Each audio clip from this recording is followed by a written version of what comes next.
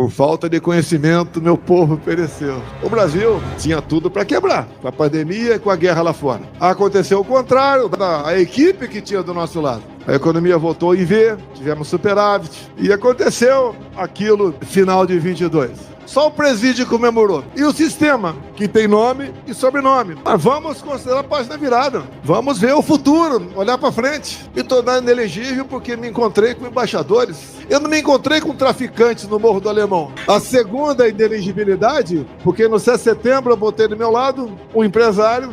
Então, porque eu botei esse empresário do meu lado, inelegível, eu não botei do meu lado a dama do tráfico. Tentaram por várias vezes nos censurar. Isso daqui representa a liberdade para nós. Quantas vezes tentaram aprovar urgência para um projeto de controle da mídia social? Se não transmitir a verdade, não mostrar a verdade, ele acaba por si só. E quem age com isenção, com responsabilidade e com a verdade, cresce. Não justifica o que fizeram até agora. Mas eu acredito que já chegamos no ponto de inflexão. Mais que esperança, nós devemos fazer a nossa parte. Não é fácil você lutar contra um sistema. Olha só, aqui do lado, mais para cima um pouquinho, São Paulo. Quando nós assumimos, os portos eram de responsabilidade do Tarcísio. Lá dava prejuízo de 500 milhões por ano. 22 passou a dar lucro de 500 milhões. Para onde ia esse 1 bilhão só no Porto de Santos?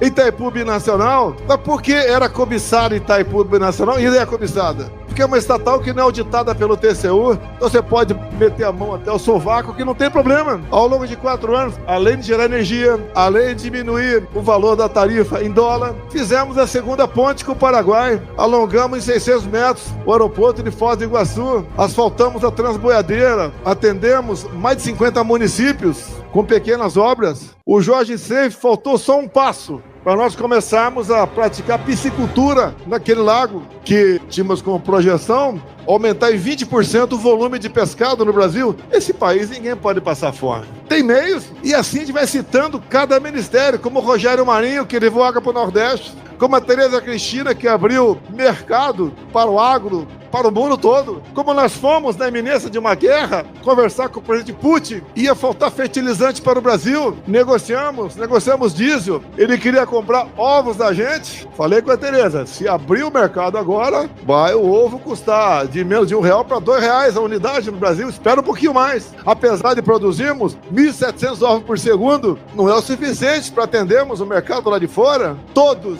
tiveram lucro no meu governo, apesar da pandemia, apesar da guerra. A gente lamenta as mortes. Vocês lembram do fica em casa, a economia a gente vê depois? De fome também se morre. Vocês lembram da competência do Pedro da Caixa, junto com outros ministros? Em menos de 30 dias, pagar auxílio emergencial para 68 milhões de pessoas. Gastavam por mês 50 bilhões de reais. Rio Grande do Sul aqui, a população equivale a 5% do total do Brasil. Então se gastássemos, hoje em dia, 5% do que gastamos por ocasião da pandemia, em poucos anos, o Rio Grande do Sul voltaria à normalidade. Eu costumo dizer, né? Aqui eu poderia falar o nome de vocês também, de vários ministros. No atual governo, é difícil quem saiba o nome de 3 ministros. Ou porque não tem competência, ou porque o currículo de malfeitos é muito grande. Como não se sabe, uma só proposta positiva do atual governo, só poder pelo poder. É aquela tentativa de vamos ficar o máximo aqui e explorar o máximo. E ouso dizer que a política econômica do atual governo é nota 10 para os propósitos que a esquerda se propõe: empobrecer a todos e dominá-los.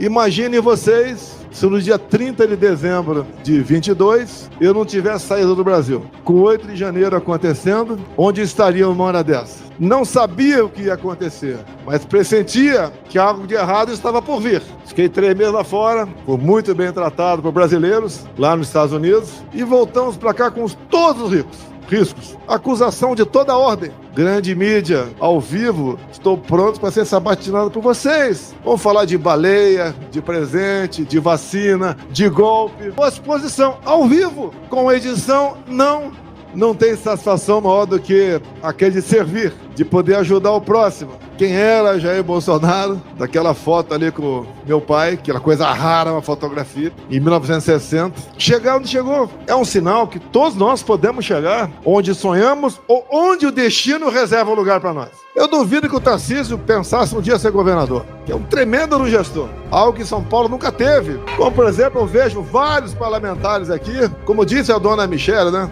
A minha patroa, nós devemos nos apresentar. Caso contrário, os maus ocupam esse espaço no governo. A nossa carta para a democracia é a Constituição. O que nós já fizemos, a nossa história, é o nosso currículo. Então, dizer a vocês, apesar dos problemas, apesar da Polícia Federal ter ido 3 vezes na minha casa, a casa dos meus filhos, hoje, eu tenho 300 e poucos processos ainda. Vale a pena, a gente não vai recuar. Todos os dias eu tenho uma praxe na minha vida. Todos os dias eu me levanto, vou lá, tomo meu banho, faço o que todos vocês fazem, boto minha roupa, dobro os joelhos, rezo um Pai Nosso e peço a Deus que meu povo não sinta as dores do comunismo. Quando eu estava no leito de morte, eu pedi a Deus que minha filha não ficasse órfã.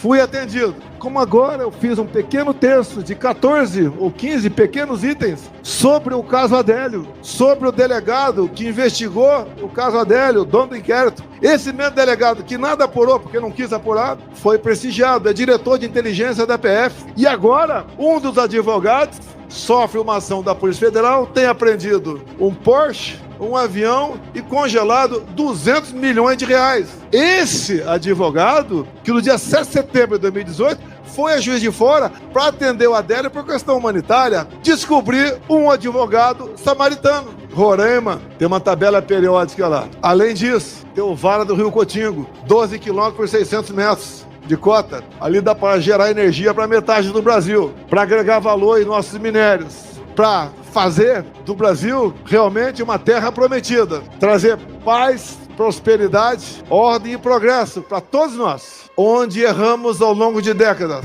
nas escolhas, escolher o mal, vai pagar o preço. Mas vamos lá, pessoal, o futuro está nas mãos de cada um de nós. Apesar de eu ser Messias, eu não sou salvador da pátria. Nós temos tudo para ser uma grande nação. A Europa, o Parlamento Europeu deu uma guinada forte à direita. Tá o Milei, que deve chegar hoje à noite aí. A Meloni, na Itália. As novas eleições na França. Se Deus quiser, Bukele, é o Salvador. Se Deus quiser, Trump. Em novembro, nunca o mal venceu o bem. E não vai ser dessa vez.